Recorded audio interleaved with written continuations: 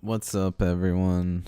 I'm doing another reaction video, this time to a World Science Festival, I guess, discussion about neutrinos, matter, and antimatter, called the Yin Yang of the Big Bang. This was apparently recorded live in 2018 at the World Science Festival, which I very much enjoy. This is Brian Greene is involved in this, and yeah. So the participants: Janet Conrad, Andrea Pocar, Lindley Winslow. Let's see where this goes. I'll interject probably all the time.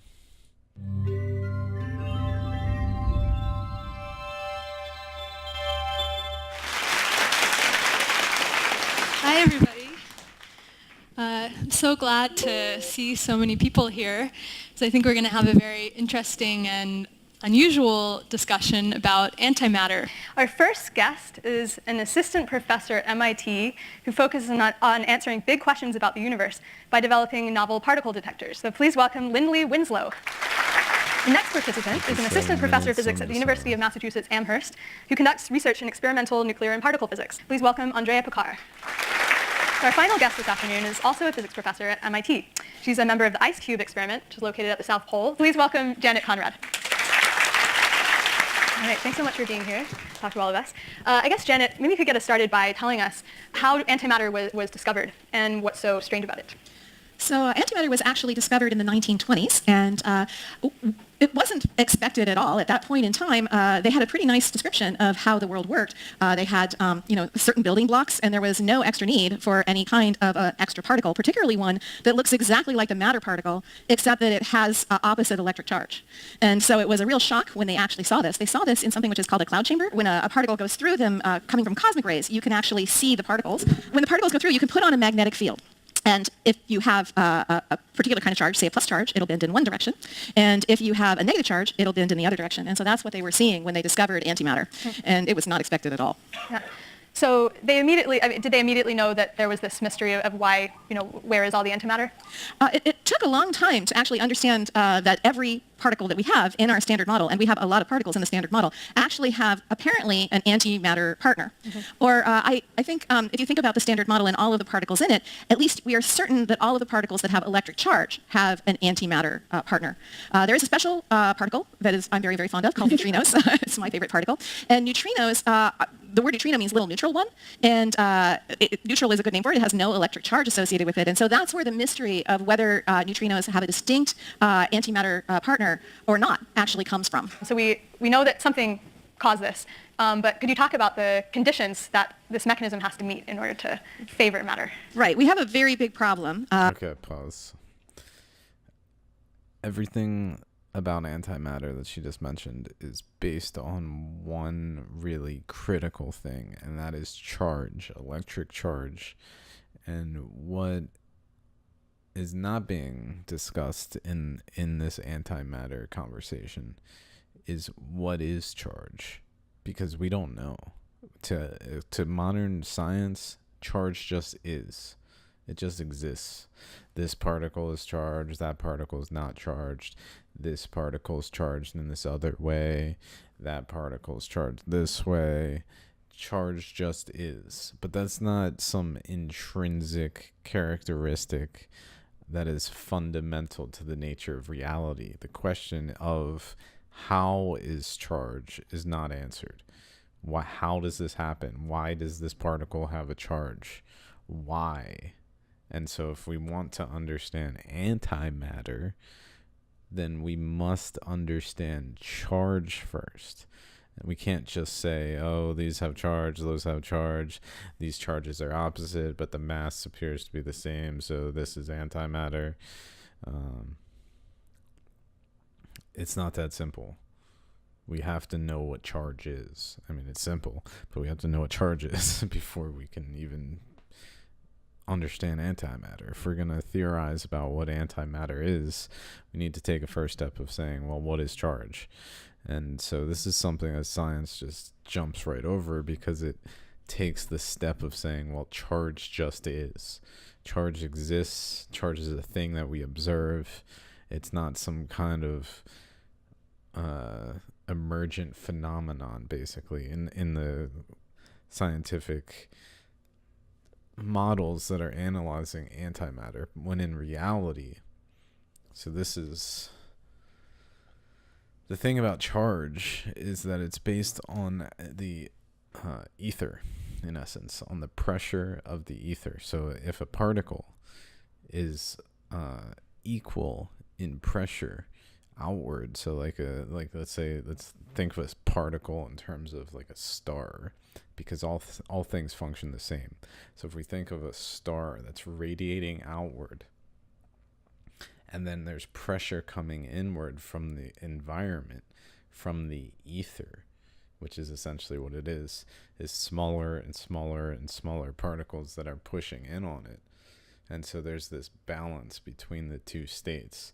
So if there's an equivalence of pressure out and pressure in, then we have a balance, in essence. And that balance then is what we would call a neutral system. So if we look at, say, high pressure storm, so in this way we can look at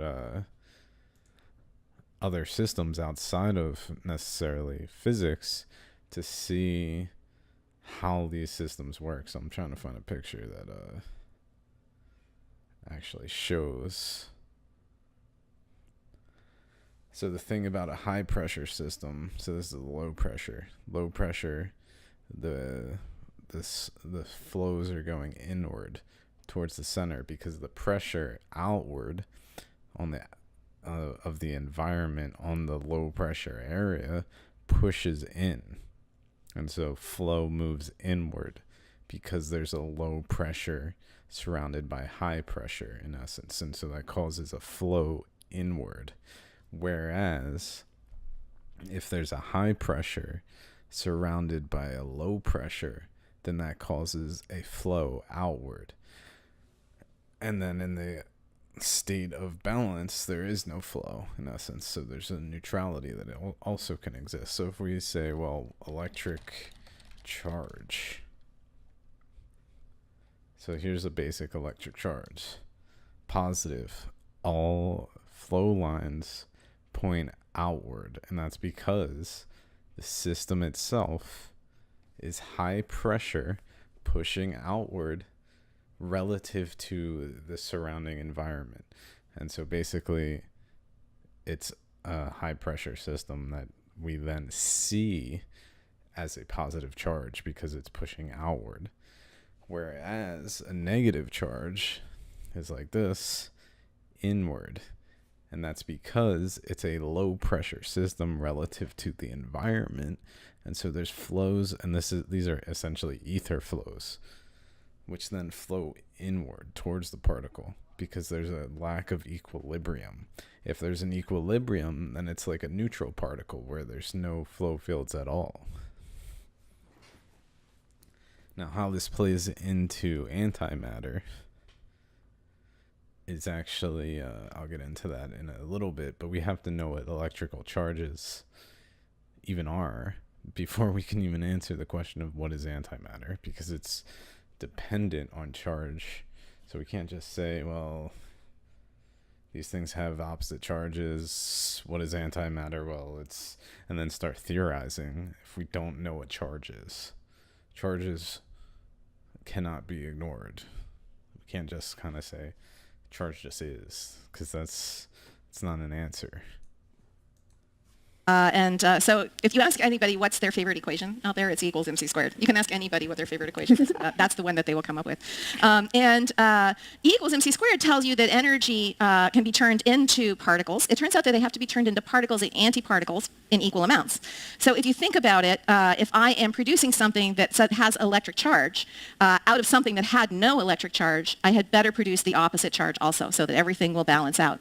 So that means that whenever we produce particles out of energy, we also get an equal number of the antimatter with it, and that's a big problem if you live in a universe that is clearly only matter. So I like to say that the biggest crime that ever happened is that somebody stole all our antimatter. It's completely gone, and that's a lot to steal. And so we have to think about what it is that can actually make this happen. And so we have to introduce into our theory some kind of a strange behavior among the particles that that will give you a matter-antimatter imbalance. So it tells you that somehow the antiparticles must be behaving differently from the particles. And there are not so many places within our standard model where that can actually happen, but it turns out the neutrinos are one of the places where you could actually fit that in. So maybe Lindley, could you tell us about, well, I guess first about Majorana particles, which the neutrino might be one. So what are Majorana particles, and what do they have to do with this big question that we're trying to answer? So a Majorana particle is a particle that's its own antiparticle. And so you could figure out that there might be some sort of mechanism where if this is happening, you could make more matter than antimatter. And so as Janet was sort of alluding to, because neutrinos don't have any electric charge, there's nothing really to tell you whether they're their own antiparticle. It's not obvious. And as an experimentalist, it's the not obvious thing that you want to go poke at. So why is it that if you have a particle that is both a matter and antimatter particle, it's the same thing, then why would that help with our problem where we're actually trying to generate an asymmetry? So if you have a particle as its own antiparticle, then you could make a process happen where you make more matter than antimatter. So you don't conserve, as Janet said, the matter and the matter in the reaction. You make just a little bit more. So you need, with most of the particles, most of the cases of the particles in the standard model, you need a particle and an antiparticle to collide, and then that produces energy or something like that, and the whole thing disappears. But if the neutrino is its own antiparticle, then effectively you can have an antineutrino and an antineutrino actually annihilate and disappear.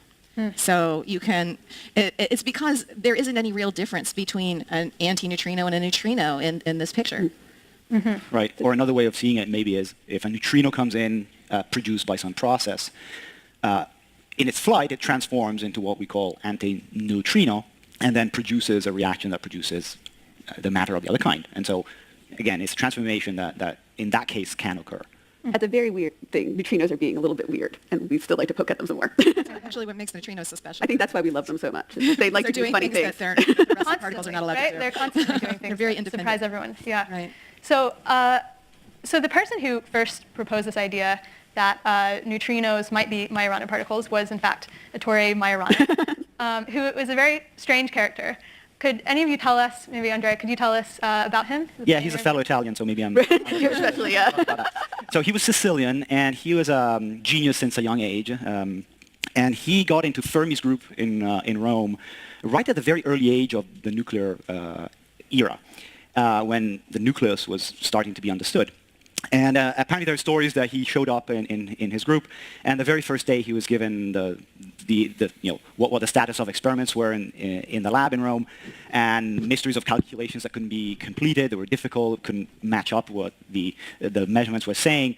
And apparently he showed up the next day with telling the people there that they had done a good job because everything that they had calculated so far was correct in only one night, apparently. So this is this mixture of legend and reality. But he was, for the few who actually knew him, he was very precocious, very independent. He liked to work alone. And the mystery is that he vanished. Maybe this is a telltale of the things he was studying. In a way, I'm wondering what evidence we have that the neutrino is a Majorana particle, or how we would find evidence that it is. So obviously... Damn, did they just cut that? Edited and condensed for YouTube.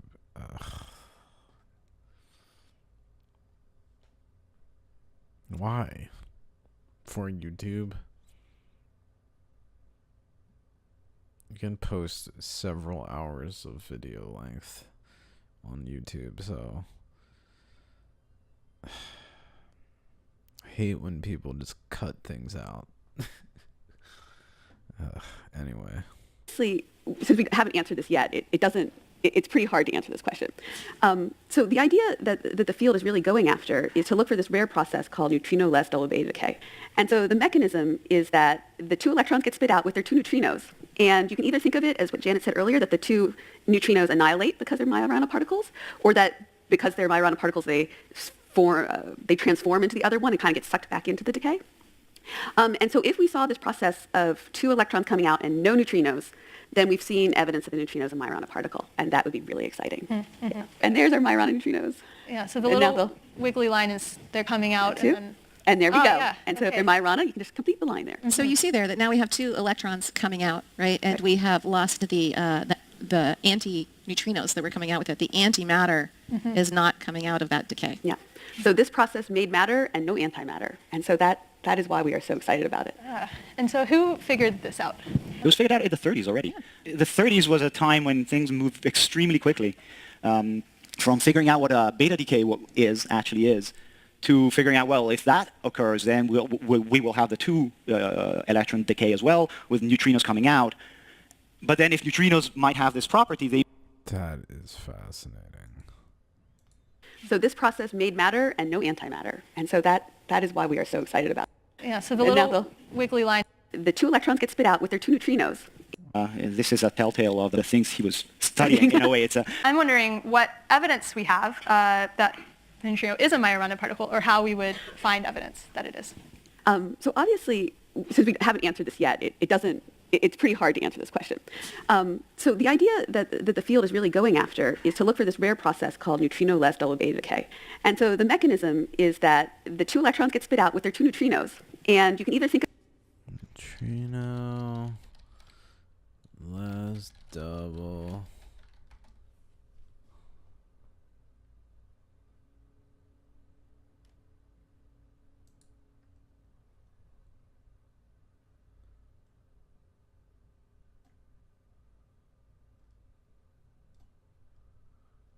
Where's neutrino? There it is.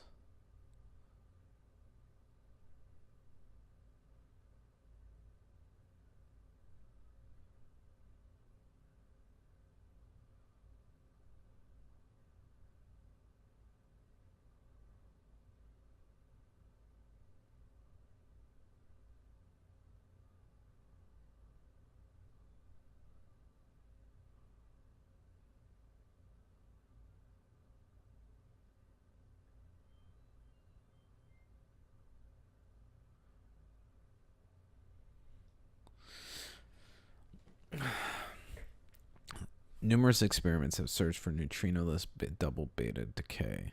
The best performing experiments have a high mass of the decaying isotope and low backgrounds, with some experiments able to perform particle discrimination and electron tracking. In order to remove backgrounds from cosmic rays, most experiments are located in underground laboratories around the world.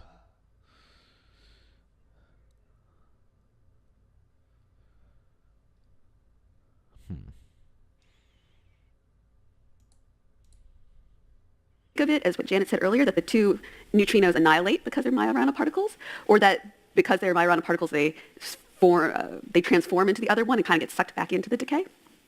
And so if we saw this process of 2 electrons coming out and no neutrinos, then we've seen evidence that the neutrino is a Majorana particle, and that would be really exciting. Yeah. And there's our Majorana neutrinos. Yeah, so the And now little wiggly line is they're coming out. Too. And then, And there we Oh, go. yeah, And so if okay. they're Majorana, you can just complete the line there. And so you see there that now we have 2 electrons coming out, right? And we have lost the anti-neutrinos that were coming out with it. The antimatter is not coming out of that decay. Yeah. So this process made matter and no antimatter. And so that is why we are so excited about it. and so who figured this out? It was figured out in the 30s already. The 30s was a time when things moved extremely quickly, from figuring out what a beta decay actually is, to figuring out, well, if that occurs. This is making me think of the concept of focusing, like using a lens that's not designed like a glass lens for light, but rather a lens designed for focusing cosmic energy, the 0-point energy. And maybe neutrinos are the best option, and I think of neutrinos a lot because of our focus on neutrinos. And if we look at, say, Isaac Newton, what is that called? Tablet. Emerald Tablet. Newton's translation. what the hell? This true without, 'tis true without lying, certain and most true. That which is below is like that which is above, and that which is above is like that which is below, to do the miracles of only one thing. And as all things have been and arose from one by the meditation of one, so all things have their birth from this one thing by adaptation. The sun is its father, the moon its mother, the wind hath carried it in its belly, the earth is its nurse.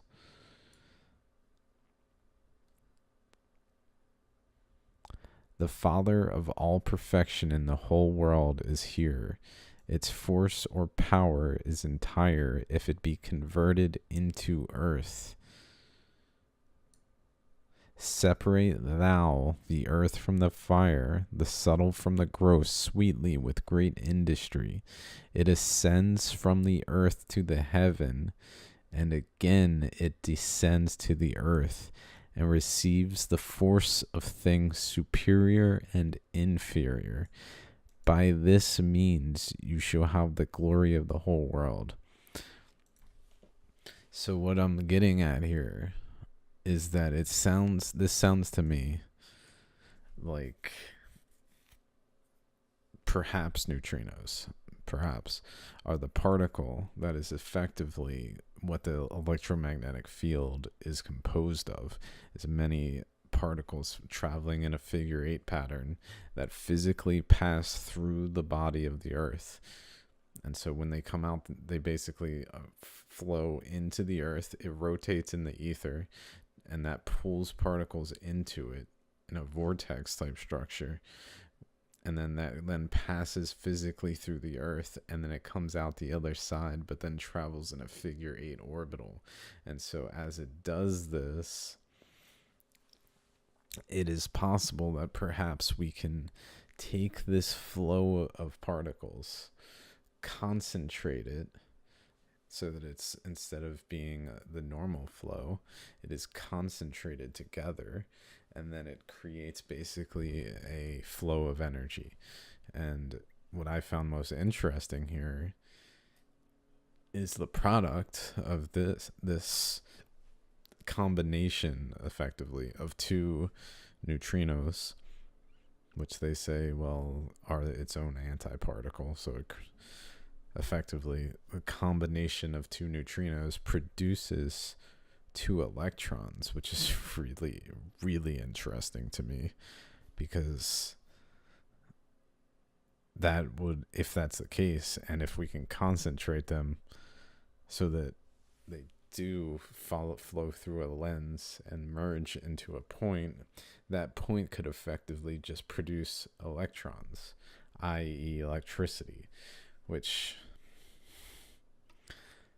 that's interesting. That's all I'm saying. Is this graph here or whatever, this is fascinating. 30s was a time when things moved extremely quickly, from figuring out what a beta decay actually is, to figuring out, well, if that occurs, then we will have the two electron decay as well, with neutrinos coming out. But then if neutrinos might have this property, they might, as we say, annihilate.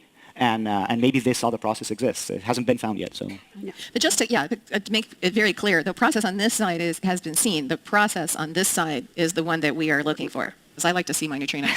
Yeah. So we're actually no neutrinos. They're the neutrinos. I am the neutrinos. oh, I do both. You do both. That's true. Just to be safe. So this process over here only happens on average once every 10 to the 21 years in a typical nucleus. But then this one, how rare is this one over here? That's at least 10,000 or 100,000 times slower, at least. We only have limits on its occurrence. And Lindley's holding the record on that limit. Lindley is holding the record on that. Currently at 10 to the 26th, but so next week is the big meeting for all of neutrino physics, and I understand that we're about to lose it to another, the third competitor between the one experiment that's not represented on stage. So what is this record, or how do you... 10 to the 26 years. So what does that mean, that that's a record? That is, we haven't seen anything, and so we know it has to happen less than one time in 10 to the 26 years. Okay, in a typical nucleus, yeah. So to give you an idea for like how rare this is, the experiments that Andrea and I are building now, we're going to have 1 ton of nuclear material. And we expect 5 decays a year if it is at that 10 to the 26-year half-life. Okay. So 5. And I realized that sounded a little scary. It's actually regular atoms that we put together. It's not nuclear material in the sense of like fuel from a reactor or anything like that. It's special. It's isotopically identified, pure, but it's not dangerous.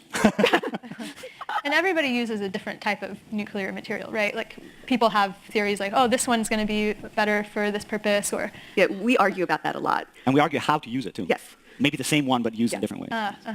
So what's the material that each of you... So Andrea and I both like xenon. I use it in a warm tank of liquid, and with this liquid mix light when charged particles move through. That's how you'll see those electrons, and then you detect that light with photodetectors. And then you like to use your xenon Cold and liquid in a tank that's made cold and pure. We don't mix it with anything. So what temperature is XO at? It's refrigeration, really. It's like minus 100 C or 170 Kelvin, roughly. So it's not really the liquid nitrogen temperature, but I bet it makes great ice cream anyway. Yeah. Yeah. It's very expensive. But you like really cold as well. Right. so then some days I like xenon, and other days I like tellurium. And so my other experiment is, the tagline for it's the coldest cubic meter in the known universe. And we will give up the known universe tagline if we discover aliens doing double beta decay research. With antimatter. How cold are we talking? 10 millikelvin. So the universe at large is around at 3 Kelvin. So that's outer space. That's not very cold compared to us. We are 100,000 times smaller temperature. So this is the world's most powerful, it's called a dilution refrigerator. It's a very expensive version of the refrigerator you have at home. And so they're 5 by 5 by 5 centimeter crystals of tellurium dioxide. So they are just a little bit cloudy. They're mounted in copper, and the copper is connected to the refrigerator. And so the copper gets cooled down, and then it cools down all of those crystals you see there. That's 19 towers, 988 crystals. So something that you have to be very careful with when you're building an experiment like this is to have everything be very, very, very clean, because even the tiniest amount of dirt actually has something in it that's likely to have a radioactive decay, and then that will fool your experiment. Right. And so it's not only one of the coldest places in the universe, it's one of the cleanest places. And When did we first start looking for this decay, and what were those early attempts like? How did we get to the point we're at now? well, I would say first you have to discover neutrinos to decide if you're going to look for no neutrinos. So I think that the first thing you had to do is discover the neutrinos, which actually we did through looking for them coming out of the beta decay process that happens inside of reactors. So the first discovery of the family of particles we call neutrinos was actually an antineutrino, and that was discovered in the 1950s. How do we know it's an antineutrino if we think they might be the same? Okay, because when these particles interact, they are going to produce, if it is an antiparticle coming in, it's going to produce a antiparticle coming out. And so in comes my anti-electron neutrino, and out comes a positron, which is the anti-electron. And so you don't actually know exactly what's coming in. You can't see it because you can't see neutral particles in your detectors. You only see charged particles.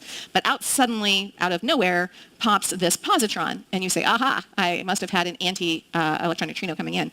Now, the thing is that's how we've built the theory. We build the theory this way because with all of the other charged particles that we see, it behaves this way. If you have a particle coming in, you have a particle coming out, antiparticle coming in, antiparticle comes out of these interactions. But we don't know that for sure. But that was the assumption. Was that neutrinos and antineutrinos are distinct and that they create these their partner. So we actually can't tell in these interactions. And the only way I think we'll be able to tell is through this neutrinoless double beta decay instead. But we've seen many cases of both neutrinos and antineutrinos now. In fact, the largest source of neutrinos coming at you are neutrinos coming from the sun. If you could see neutrinos, you could look at the sun. And this is what the sun would look like if you were looking at it in neutrinos. That's actually what the sun looks like in one of our very large neutrino detectors called the Super K detector. But in fact, you can see here that these are pixels, right? You can see each little square. And the actual size of the sun is the size of the little square that's in the middle. So your resolution, your ability to actually resolve something is very poor if you're trying to see things in neutrinos. So it's not really a very good sense to go ahead and develop if you were evolving. So there isn't a lot of need for it. Plus, you also need to become very, very massive in order to be able to see them. So they don't interact very much. Yeah, Aren't there's like billions of them going through each of us every about second? 10 billions per square centimeter, or the size of a thumb. Constantly Per going second. through us. Going And they just don't touch anything? They don't... Right. They don't interact very often. They're a very independent particle. So we call it the weak interaction because of the ones that are in our standard model. It is the least likely to actually have an interaction. And so this makes them wonderful particles to study because they can come from a very long distance to you, and then if you get lucky, they'll interact in your detector.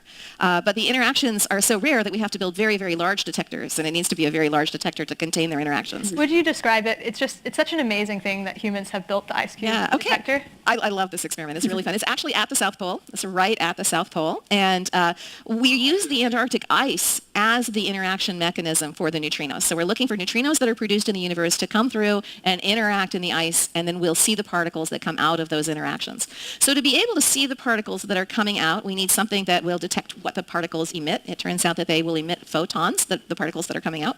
So we can use these detectors, which are called phototubes, which are absolutely beautiful spherical objects that are a golden color. The golden metal is what's responding to the light.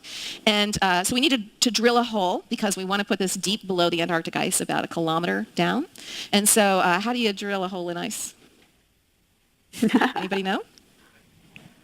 Hot water. That's exactly right. We just take hot water and we melt our way all the way down in the hole. We put in the detector and we allow it to refreeze around the detector. And it is literally a kilometer cubed in size. So there's one of these in many places. So there's about 5,000 of these light collection modules over this kilometer. And they form this kind of a cubic array. Mm-hmm.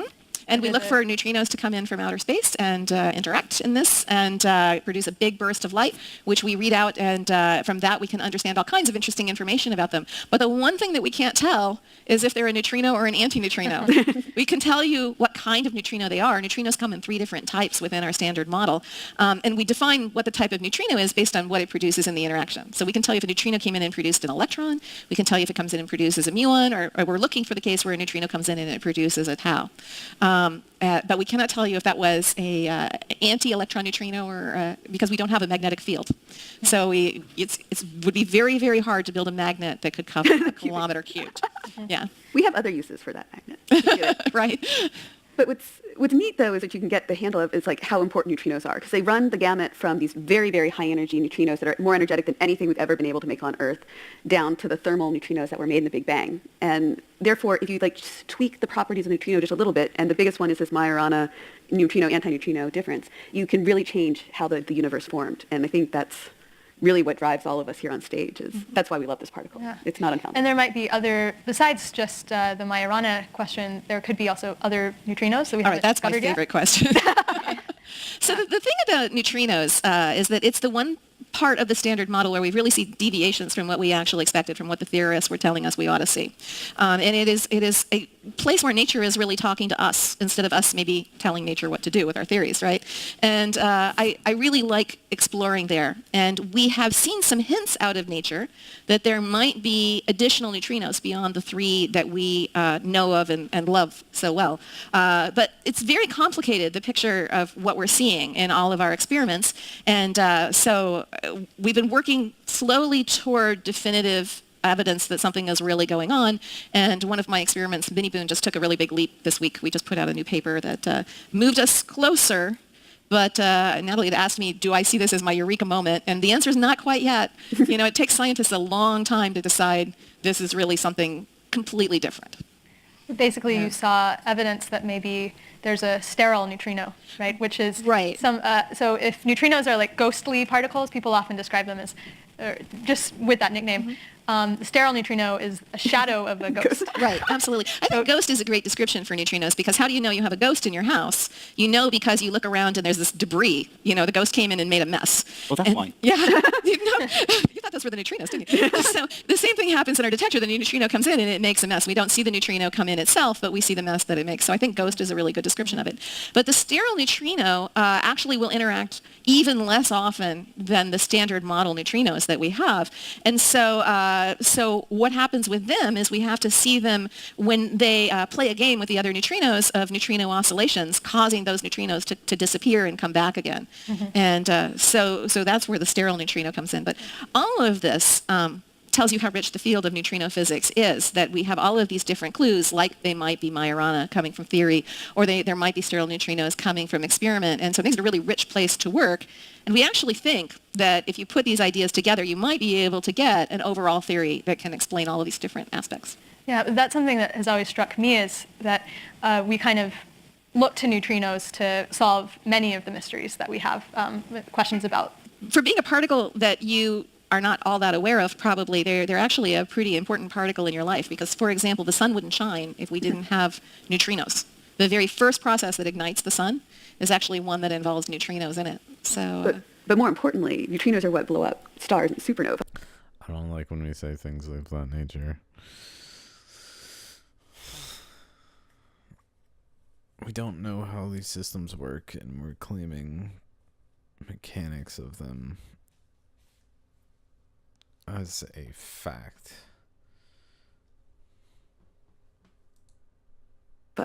And make all the elements. I want the sun to light, not blow up.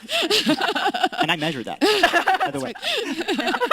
The neutrinos from the sun. Yeah. Okay. This particular process, in fact, was actually published in 2014. Tell us the first about time. that. What did you... Borexino is the name of the experiment, at the same lab where Quora is in central Italy. And it's a big sphere of an organic liquid that has a property of producing some light when interactions happen in it, like a neutrino comes in and hits an electron, for example, and that's how we detect these neutrinos from the sun. And it's arguably the one largest radio cleanest volume in the universe. So this experiment was able to measure the neutrinos from the sun at low energy for the first time on event by event. And that allowed us to identify that these belong to this process as opposed to another process in the sun. And then it's a whole chain of processes that emit them. Yeah. So you can say, based on this, okay, now we know how the sun shines. We know how the sun You can say shines. the sun is shining, right? It takes a really long time for the photons that are produced in the center of the sun to make their way out, go down lower in energy and lower in energy till... That. We do not know that. In fact, it's just not true. They're visible, and then they finally come to us, 8 minutes across to come to us. And I say that because, well, the Earth shines too. Does the Earth do this? No. Does an infrared radiation. It shines in infrared. It doesn't shine in visible light, but that's just our perception. That why is visible light some end-all, be-all decider in whether or not something is a star? It's really just our perception. When we separate things into categories, we pull them apart. That which is one. The universe is one. We pull it into all these parts, planets, stars, and then we say, okay, planets work like this, stars work like that, when in reality, they all work the same. And we don't say that about planets, and the same would go with the sun. And regardless, we don't know how the universe functions from a fundamental level, and so when we make claims like I mean, she's just saying this standard interpretation, but when we make claims like this, it's just not true. I mean, and it shows the lack of actual, tangible, fundamental understanding of how the universe functions in the standard models, because we don't know. I mean, going back to the beginning here, what is charge? We don't know. In fact, that's not even a question that science really asks. It's just accepted as fact, as if it's just something that is intrinsic to nature rather than emergent. When it is emergent, it is not intrinsic. Just because we perceive something as having a charge doesn't mean that that is the true nature of how that particle is, or how that system is in reality. That is just how it is. It's just, that's a positive charge over there because I said so, that's how I see it, so it's positive. When in reality, well, all things are relative. What may be positive in our perception relative to the environment we're looking at it around it may be negative in someone else's perception who's looking at a different environment relative to that particle but seeing the same particle. It's all dependent on the observer how that particle is perceived. It's not an intrinsic characteristic of that particle. It is emergent based on the observer. and the environment of that particle that the observer is looking at relative to that particle. Anyway. But it takes, 10,000 years. Between 10 and 100,000, depending on who you talk to. Right, so you never know. Maybe the sun turned off. You And can we tell have us that it 10,000 didn't. But because we the will know neutrinos only in come 100,000 years. So Yeah. I think we're fine. At least, this room is fine. But you can tell us that it didn't. It's fine, right? Yeah. Yeah, the neutrinos are there. Right. So we know that we're safe for another 100,000 Yeah, years. right. Beyond that, Something we else No, will happen. that's true. Yeah, I guess getting back a little bit to these experiments that are directly looking for neutrinoless double beta decay. I'm still a bit curious how we figured out even how to do an experiment like this. I mean, what material, you said you prefer xenon. How do we figure out, okay, if we get a bunch of xenon together, maybe we can see this? And yeah. Well, I was telling you a little bit about the type of nuclei that can do this process. And so you can actually then go through, we have tables of isotopes for a variety of reasons, and you can pick out, and there's about 50 candidate isotopes. Nice, And, yeah. and then in order to detect something, the higher energy it is, the easier it is. And so we've sort of taken the 10 highest energy ones, and those are the ones that are would be easy to see. And then you try to figure out how to build a detector with them. And that's really, actually, all three of us on stage are experimental physicists. Our job is to build detectors and answer questions. And that's why actually this field for me is so fun, is that it's like this game of, okay, I have xenon. What can I do with xenon? And xenon's fun because you can actually do every technique with xenon. I think one of the interesting things about it, though, is that the ideas behind how to do this and how to look for neutrinos double beta decay were actually identified by one of the really great female physicists, Maria Geppert-Meyer. I have an award that's named for her, and she's just was an amazing person. I know she's Lindley's hero. Yeah, great guru. So maybe you want to tell a little bit about her. So as Andrea was saying, sort of the 30s was sort of this time of great jump forward with our understanding of nuclear physics. And she had a preliminary model for how the nucleus worked, and she did the first calculations of this rate to kind of give us the goalpost. And if you ask sort of why it took so long, well, first we didn't know if neutrinos really existed. We had to measure them in the 50s. And then we had this sort of detour where we wanted to see the sunshine. And so in the 60s, we started to try to look for these solar neutrinos. And that turned into a debacle that took 30 years, 40 years? Well, a great 40 debacle, years. I would say. I mean, it was a great it debacle. pays for our jobs. I It guess. did. But that simple question of, well, we'll just detect the neutrinos from the sun turned out to be really hard. And that's easy And complicated, compared. And that's easy compared to double beta decay. And so that's where we are now. Now it's, okay, now we know kind of what to do. Can we do it?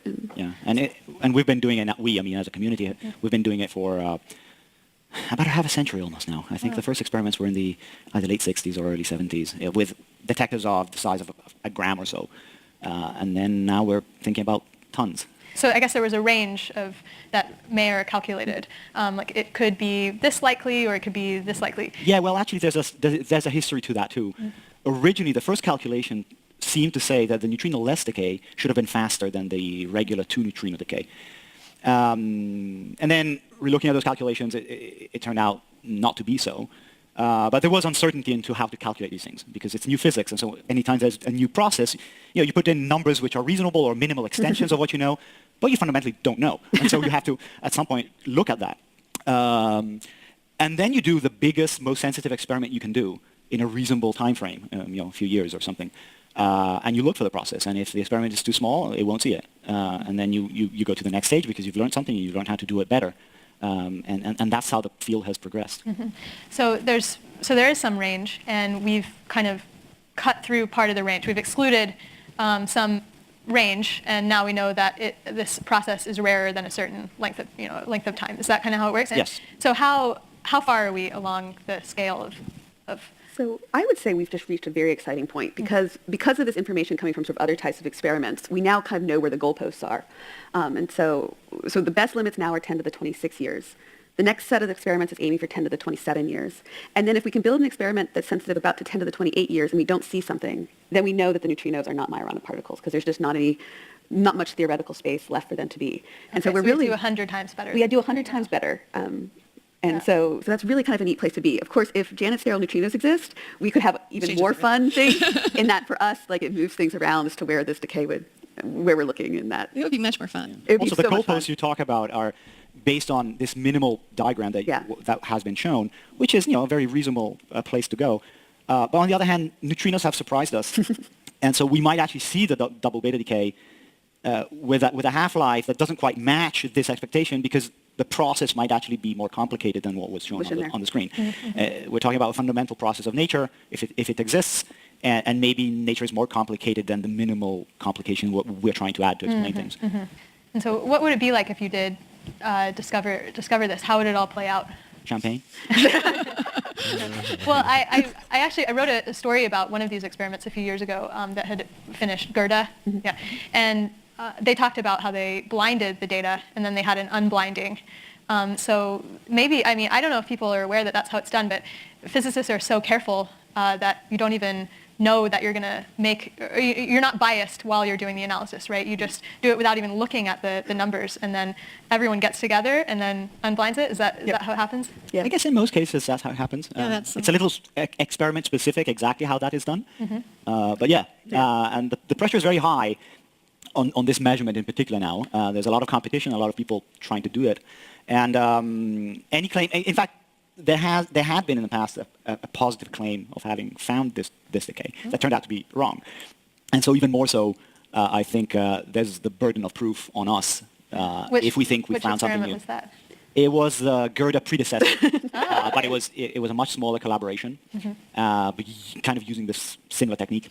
But I think it shows you can go wrong, and his discussion shows you can go wrong in both ways. So for example, there's an experiment that set limits on the 2-neutrino double beta decay that were just not correct, and it's very important to go and explore even those regions that are ruled out, because it turned out that they had made a mistake and missed the signal. That's a really crummy thing to have happen. And it can go the other way also. You can have some kind of an effect in your experiment that is looking a lot like the signal, and it's really important for somebody else to come along and do a different experiment in order to make sure that what you were seeing really is the signal.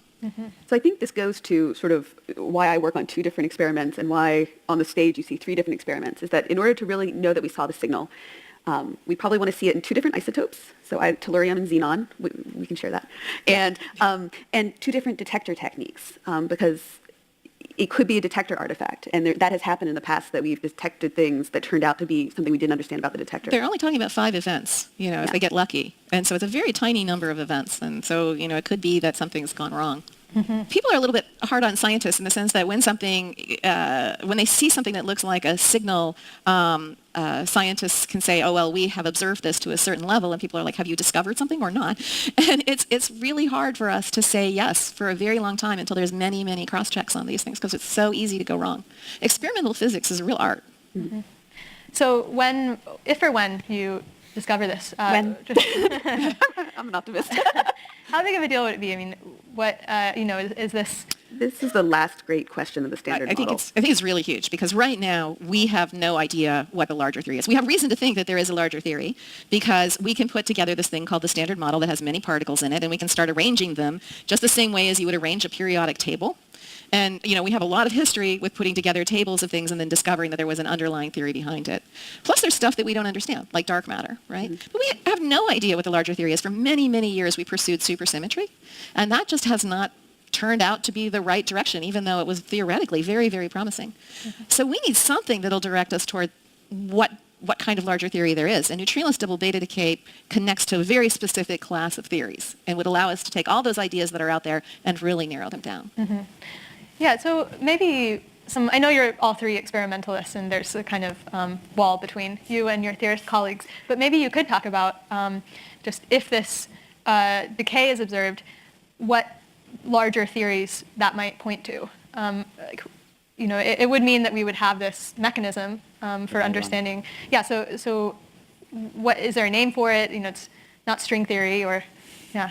I guess, let me just make a little intro to this.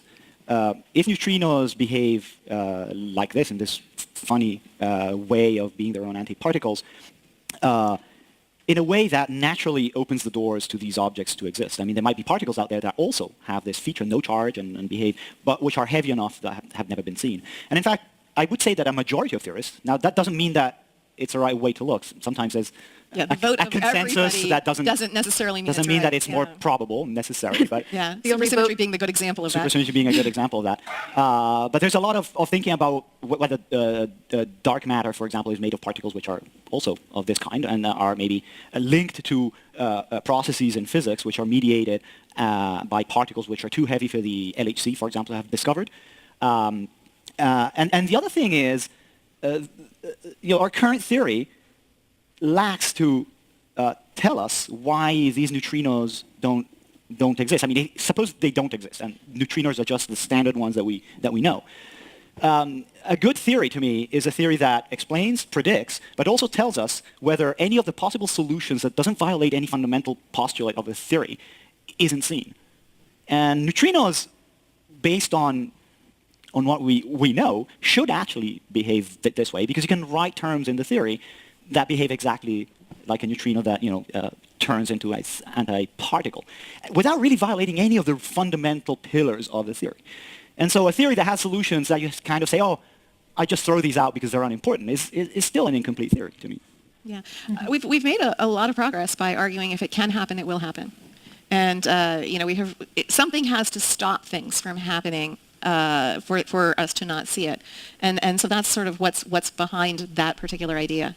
Mm-hmm. But one of the things that we think is that at very high energy scales, there is a grand unified theory, a theory that is very simple, and then as you go to lower and lower energies, becomes more and more complicated. So whatever existed right after the Big Bang, the theory was very simple, and then as the universe cooled and energies decreased, symmetries broke and things became very complicated. So people like to describe it as here we go, accepting the Big Bang as facts when it is just not true. It's based on misinterpretation of redshift per distance, labeling that redshift in distant galaxies. So when we look at distant galaxies, we see that the light spectrum from those distant galaxies is redshifted. We then interpret that redshift to be related to motion due to the interpretation initially of Doppler shift. When we ran into velocities greater than the speed of light in the Doppler shift interpretation, then we introduced expansion of space to the model. And so that's just not logical to add new things, first of all. And then when we saw an accelerate, so initially we thought, well, it's a linear relationship of redshift per distance because we only saw so far. But as we saw further, we saw that relationship was not linear in a straight line, but rather is exponential, increasing redshift per distance at sufficiently large distances. And because we assume that this so-called expansion of space is essentially linear, because we interpret that this thing called Hubble's law of redshift per distance is linear, which isn't a law when it's not universal, but besides the point. So to correct for this, then we add new thing, dark energy, and then we say, oh, the universe is so baffling and blah blah blah, when in reality it's just we're wrong, underneath it all, and that redshift is not caused by motion. Just because we think it's caused by motion doesn't mean it is. If we take away the interpretation of motion, then nothing's moving away from us in the way that we think, and so the Big Bang is not, just didn't happen, and instead interpret that redshift in different manners. And we know that redshift can also be caused by gravity in what's known as gravitational redshift, and I talk about that in other videos, other places, in my book, in my papers, and my articles online, how redshift is in fact caused by gravity. And the redshift per distance correlation that we see is because one single object is gravitationally redshifting light from all distant galaxies. And the reason we only see distant galaxies redshifted beyond a certain distance is because it's also gravitationally lensing that light. And so if the light's not bending enough, it's not being impacted by the redshift of the object sufficiently. So if it bends enough, then it basically is that the reason it's bending that much is because it's exposed to that system longer, because it's traveling further distances. And so the more it bends, the more it's able to be redshifted, especially if it bends in a way where it basically follows a figure-8 pattern, i.e. the light from distant galaxies makes up essentially the electromagnetic field of this single object traveling in a figure eight pattern, and each time through a figure eight pattern being redshifted per distance by the gravitational influence of that object, then we would have all distant redshifted galaxies in all directions. And that's without adding any other things to the model. There's no need for dark energy. There's no need for expansion of space, because they're not true. They're not real. They're not logical. They're not reasonable. They're just force fits. That is really what science is about right now, is force fitting things. And that's because it's called science. It's not called natural philosophy. Natural philosophy is the philosophical consideration of nature, whereas science has nothing to do with philosophy. Just like separating planets and stars, we've also separated nature and philosophy into different things. One we call science, one we call philosophy, when in reality all things are one. These are all parts of one discipline of understanding all things.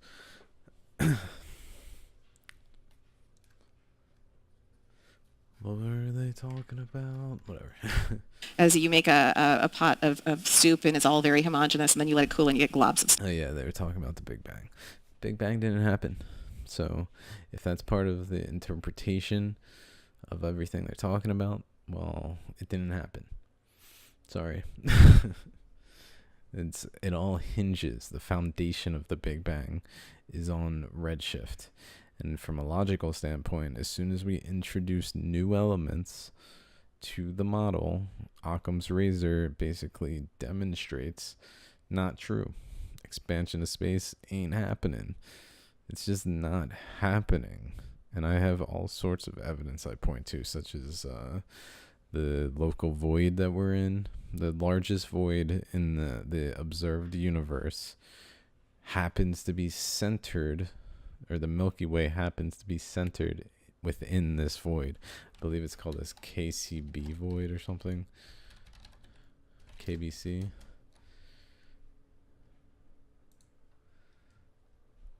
Immense, comparatively empty region of space. Comparatively empty, meaning relative to its surroundings. So the further away we look, the more galaxies there are. And it just so happens that it's proposed to be roughly spherical, and the Milky Way is within a few 100 million light years of the void's center. So it's basically centered on the Milky Way with some degree of motion in one direction. But why would the Milky Way be at the center of this void? Seems observer dependent. And the reason it's observer dependent is because when light travels in a figure eight pattern over and over and over, then essentially more and more and more paths can be taken where the light from that distant galaxy reaches Earth. And so as the distance increases, so too do the possible paths. So if you imagine a galaxy like Andromeda, well, there's only one path it can travel within that distance. It can't like loop around in a figure eight orbital and then arrive back at Earth, because then it has to travel much further. But if it's the Andromeda, where the light travels in a figure eight orbital and then comes back to Earth again, then we'd see that galaxy, but it would be at a much larger distance. And then again.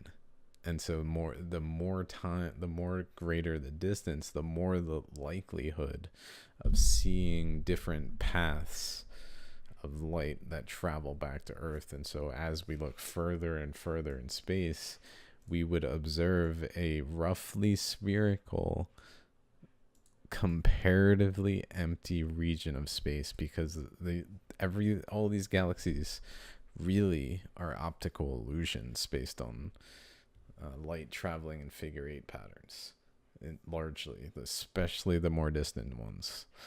They're not actual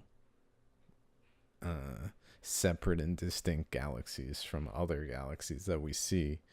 They're the same galaxies over and over and over again, where the light travels in different paths, gravitationally lensed by an object, where we then see it at all these different distances. And then we just assume it's a new object. Because why wouldn't we? We think that light travels in a straight line, which it does. But that straight line is an approximation. Because over larger distances, what is straight can become like a wave. So if we look at like a wave, electromagnetic wave. Just pull up an image.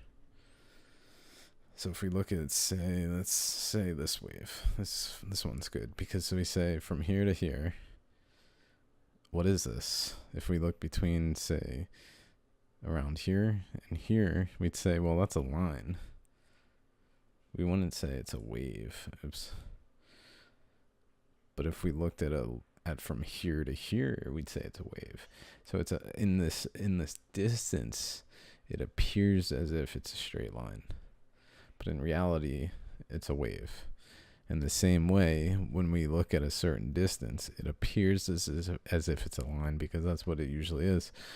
When light is traveling from, say, that light to hit my head or whatever, it's not lensing through this object. It's just traveling in a straight line. But over large enough distances, so let's say there's an object here, the light will be lensed and then go back. Now this is a wave, which is a little different, but in the object I'm talking about, that would be basically like this, where it effectively goes something like this, where the light goes around and lenses back to it and then through it and then out the other side, and just keeps doing this over and over and over again, and then is gravitationally redshifted over and over and over again, leading to increasing redshift per distance by gravity without any need to introduce any new phenomena in the fundamentals of the universe, such as expansion of space and dark energy, because they're just not real. Anyway, besides the point, they're going to talk about the Big Bang a bit. Stop it. Just thought I'd get that off my chest, because it just didn't happen. And it's kind of that's what's happened, we believe, with our particles. And so there are these grand unified theories that have these Majorana heavy partners in them. And to try to probe at those, we need to look for the light Majorana particles. And it's also very hard to get rid of them, to write a theory that doesn't have these pop out in many ways. I mean, so in that sense, it's very compelling. And the neutrino is the only particle that we know exists that we can directly probe. And so it's a natural place to do it. So this is always a problem for theorists, because there's a whole set of things out there that it's very hard to get rid of in your theory. One of them is these Majorana particles. Sterile neutrinos are an example of this extra neutrino that I'm looking for. Proton decay is another big one. The fact that we haven't seen protons decay, which is quite good for us, because it would be bad if our protons were decaying, but many theories have died on the point that they are predicting proton decay, and it hasn't happened. So we're really at a point where I think we also need to start thinking a little bit more about the way we approach our theories, and whether this, if it can happen, it will happen, is the right way to think about it. I think that at this point, particle physics is really at a turning point, and I think it's a turning point that's going to be really driven by experiment. So sometimes theory drives experiment, and sometimes experiment drives theory, and the healthiest view of the field is when it's going back and forth, rotating back and forth, and I think we're seeing a rotation right now. So to that point of just that, even though it can happen, this, the particle going whoop and neutrinoless decay, it actually might not happen. So could either of you who are actually searching for this decay, could you talk about what it would mean if this decay doesn't exist and the neutrino is not its own antiparticle? And that's called a Dirac neutrino, right, as opposed to Majorana neutrino. So yeah. Well, in that case, the neutrino is just like all the other particles of the Standard Model, which would be disappointing for us, but we still answered a really important question. And then going back to what Janet said, is working on this theory where if it can happen, it does. Then we'd have to find a reason why it's not happening. And so that would be then pushing back on our theory friends. Okay, explain to us then what exactly is preventing this from being there.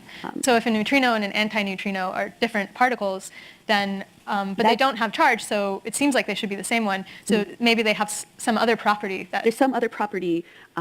We know particles carry these sort of intrinsic properties. Charge is the easiest one to discuss. Right, they're sort of like, it's sort of like the DNA of the particle, and charge is one little bit of its DNA, and it can have lots of other aspects of its DNA also. So then neutrinos would have to have like an extra little chromosome that's preventing them from being Majorana, and you'd have to explain But it. if it's there, we don't know why, and Yeah. we have no explanation for that. And experimentalists are also looking for one. So maybe they have some other property that... There's some other property.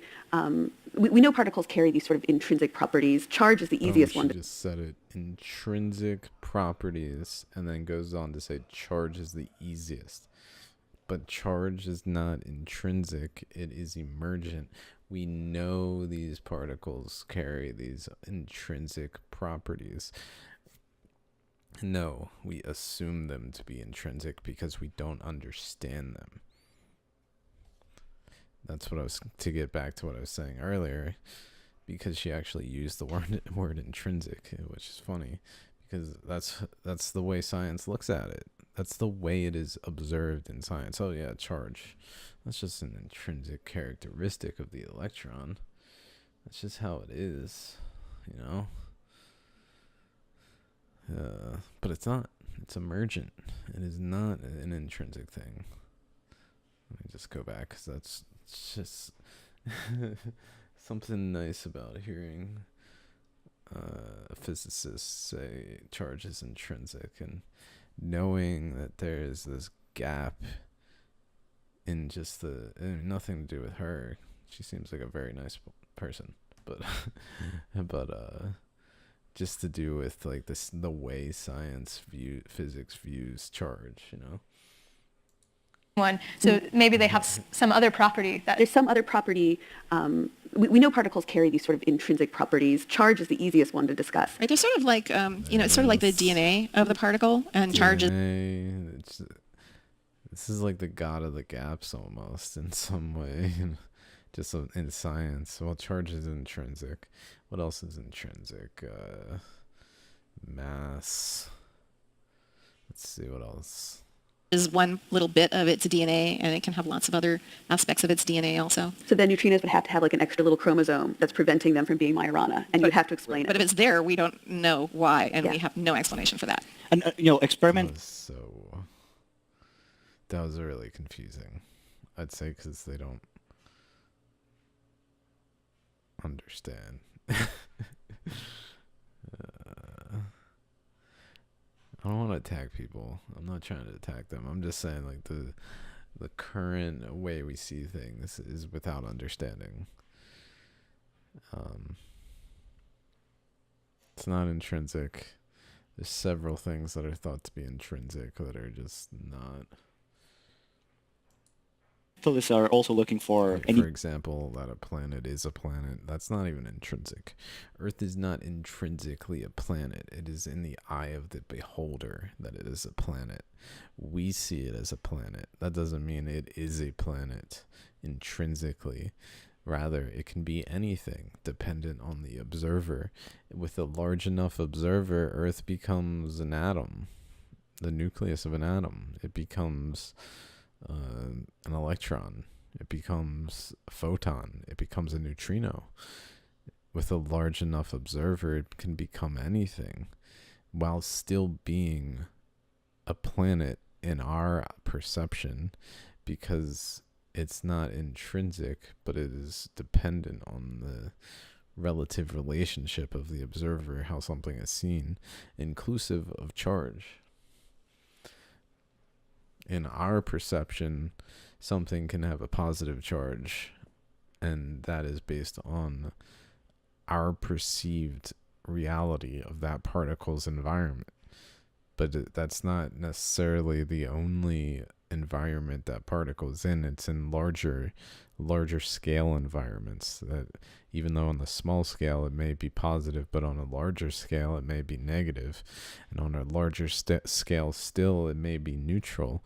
It depends on the relative position of the observer and what degree of scale they're looking at, or maybe it could be on a smaller scale where it's not seen as having a charge, because we don't say planets have a charge. We're not like, oh, Earth is a positive charged planet. The sun, negatively charged.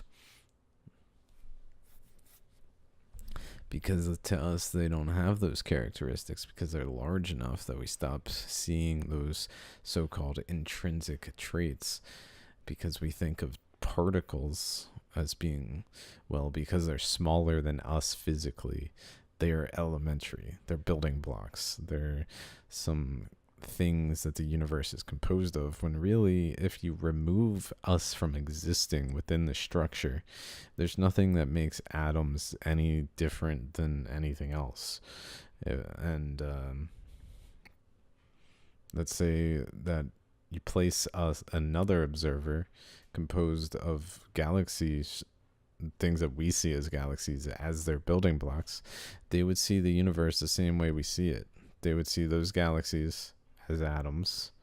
They would see smaller particles like stars as electrons. They would see smaller particles still as smaller particles, and so on. And it would just be dependent on their position, what they see. But we may see those same systems completely differently. Anyway, I'm ranting. What's up, C-Death? What's up, man? Recording another video here. It's Neutrinos Matter, Antimatter, the Yin Yang, and the Big Bang by World Science Festival. Yeah.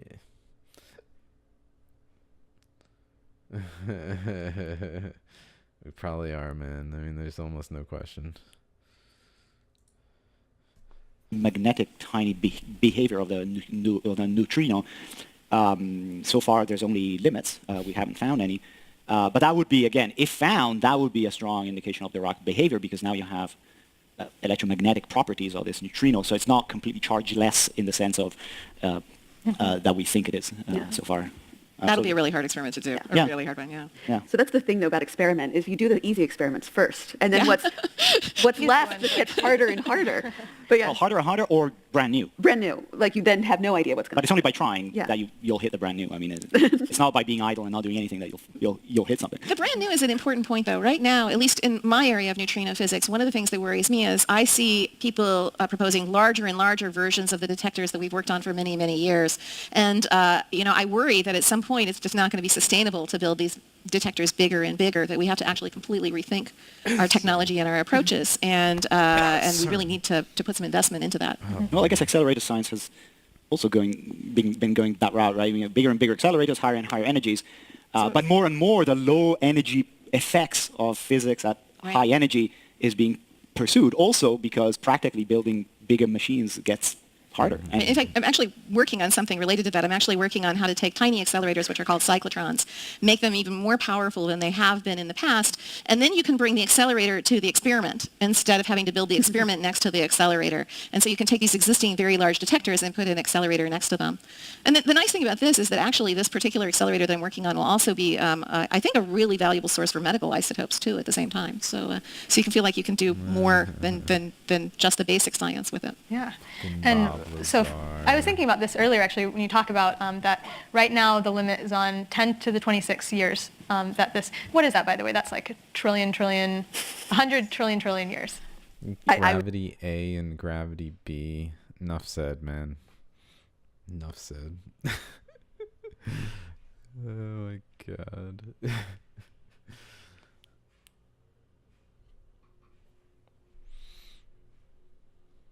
Wait, what did they just say?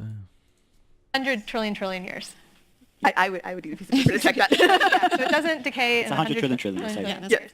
But then now you're trying to look to see if it decays in 1,000 trillion years. So you need 10 times more material to do that, right? And then to go one more order of magnitude, you need 100 times more material, where you're studying it, monitoring it for the same amount of time, hoping that one particle in there will undergo this decay.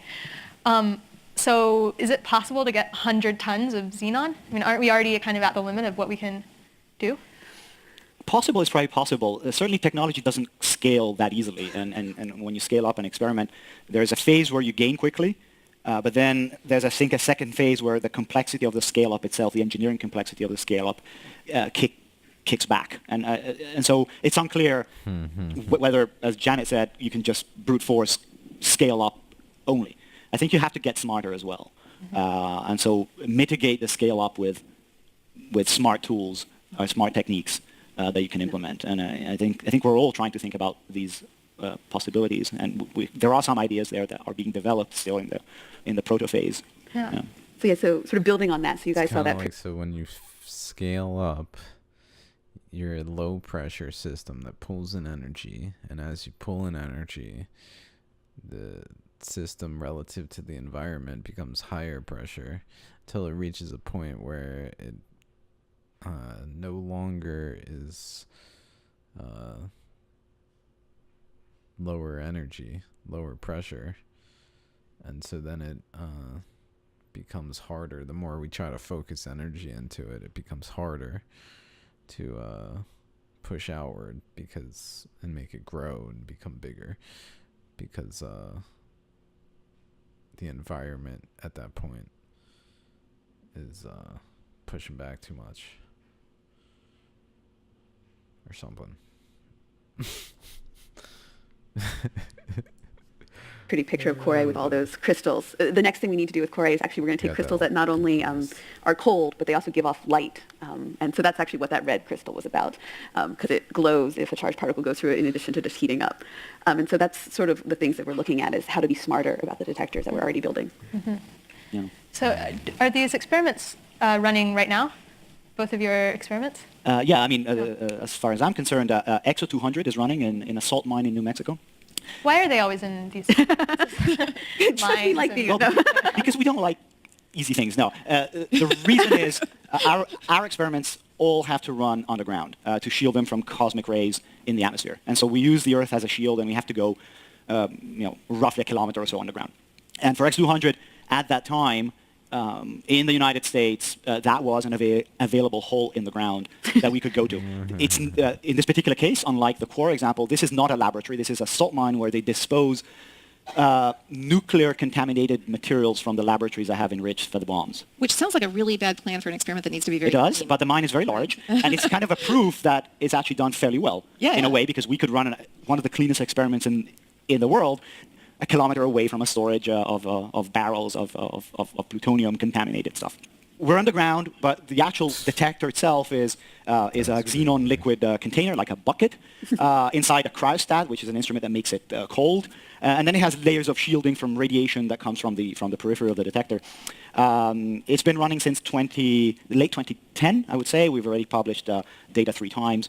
It's scheduled to end in 2018.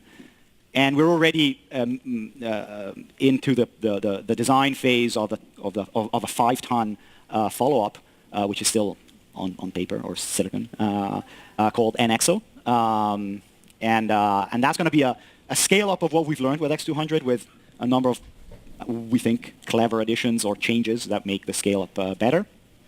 But there's going to be, as far as EXO is concerned, the EXO program, a gap of taking data for a while. Our technology, and it's the strength and the risk of the technology, is that it goes in steps. There's one detector, you build one detector, you run it, and then if you want a bigger one, you have to build a bigger detector.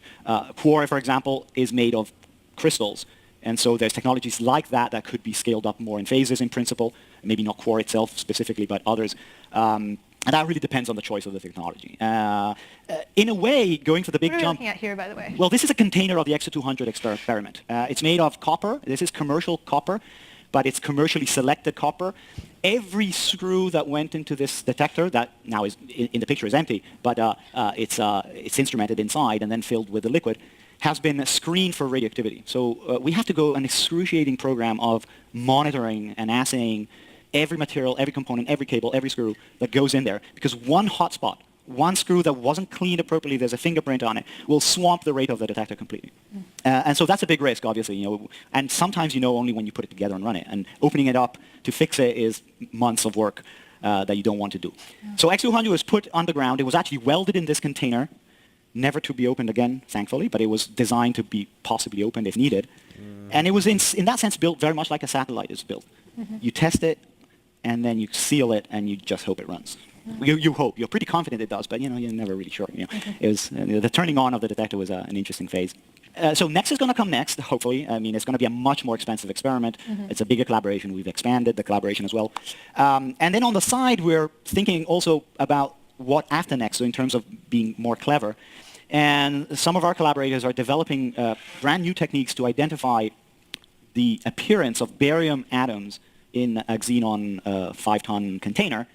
That would be the telltale sign that a double beta decay has occurred. And so they're developing imaging techniques to measure not just a single atom in a matrix, but that one that corresponds to a certain amount of release of energy in the detector, and so on and so forth. That's kind of beyond the next project, but it's possibly ways of being smarter. So before we go to questions from the audience, I just wanted to ask each of you just to make a prediction, I guess, of when you think this decay is going to be seen. First of all, if you think it's going to be seen, and then kind of what your hunch is about the prospects. I have a mild optimism that it will be seen. I have to be careful. It goes back to blinding. You look for something because you really think it could be there, and that's for sure. You have to stay honest with the other answer being possible as well. Otherwise, I think that goes down a bad spiral in general. Whether, when, if yes, then when, it's beyond me, but I hope in my lifetime. I really can't make a prediction on that. So I think I'm going to make a hard prediction. I think we're going to see it at the end of the next generation of experiments, so 10 years, and it's going to be in a part of the parameter space that no one was expecting to see it. You just stole mine. Oh, I did? Yeah, that was my answer too. But I don't. Okay. But I'm going to let you have the stale neutrinos, and I'm going to say that it's some combination of stale neutrinos and a weird mechanism. Oh, okay. Okay. Now you can go. Yeah, I have the same view. One of the things that happens is that you do these blind analyses and you open the box and you expect one thing, say nothing, or a signal, a specific kind of signal. You open the box and you discover it's not what you expected at all. And I think that's what's going to happen to them. And I think that will be really fantastic for particle physics. And I also was going to guess 10 years. And that will guarantee a lot of jobs too. Yep. A lot of fun. Great. Well, I'm sure everybody has some questions they've been racking up. Trying to understand this, but is there any evidence of the annihilation of the majority of matter? Like Penzias and Wilson, they measured the cosmic background radiation from the Big Bang. Is that related to the annihilation of matter and antimatter? Is there any empirical or real evidence of that occurrence? Well, When everything annihilated except all the matter that's left. Yeah, do we have any evidence? I'm afraid that happened so early in our history of our universe that we actually can't look back to that.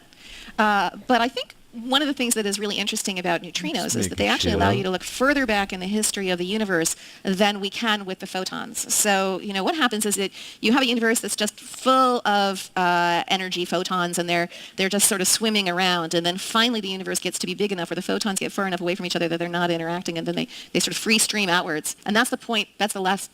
You can look back to that point, and you can't look any further into what happened in the early universe for these fingerprints.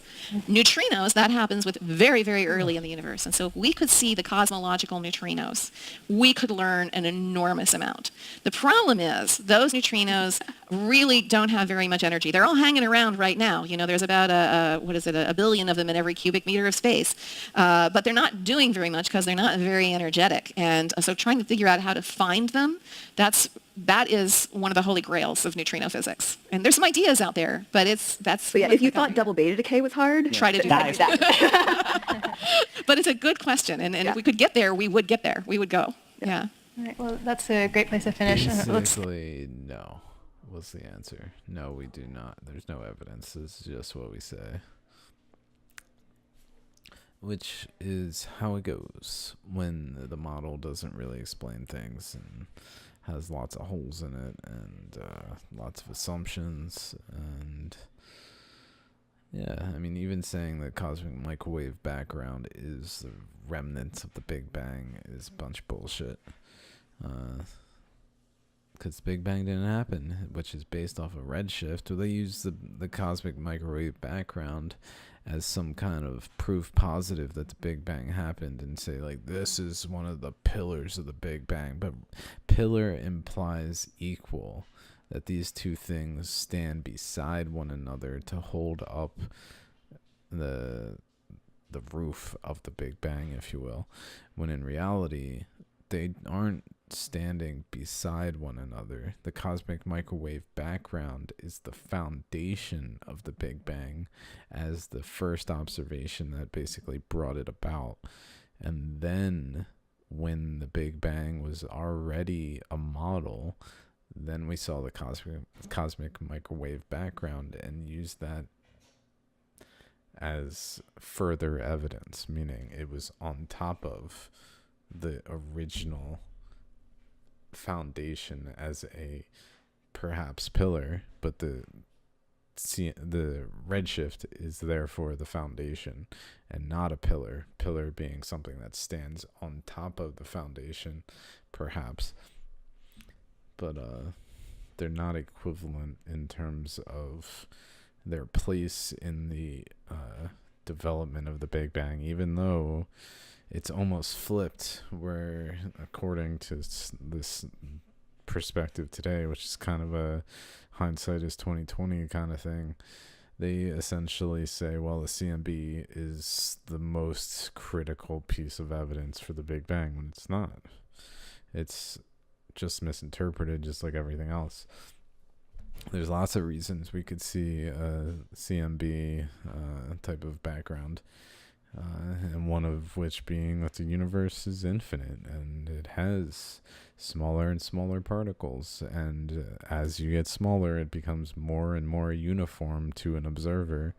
And so when we look out in space, we see this underlying non-zero uniform distribution of energy that we then say, oh, that's the remnants of the Big Bang. No, it's just not. Anyway, I'm gonna end this here. Thanks for hanging out. Catch you guys next video. Peace.